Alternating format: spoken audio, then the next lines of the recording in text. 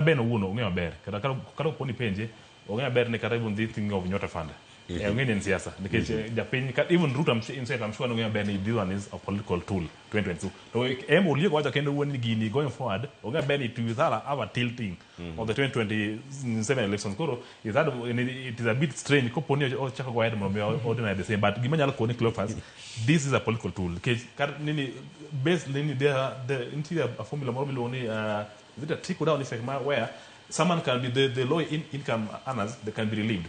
But then now that balance, how do you get that money? Like Sanikor, they relieve that money from 30 to 25. We lose I think something to do with billions. But man, give us the can even come to even let me say even to IPRA. IPRA can even overcharge even some little amount of money on fuel what they did for this house subsidy. So just like that, they have recovered the money. What we know, is very obvious.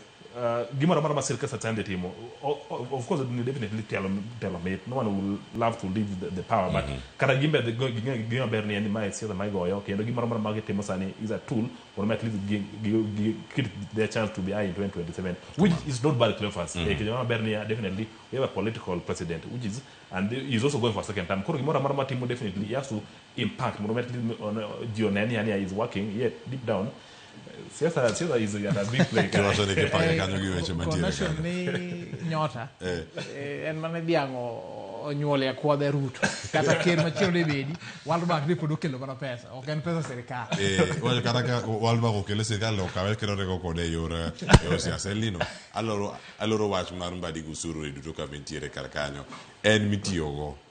Yo siasa to giti kole yo siasa orange yo machalani ke ngano waje ni fairness onge ka en low income anaza mirango middle class to dibedo kama chalnade ingani a country ok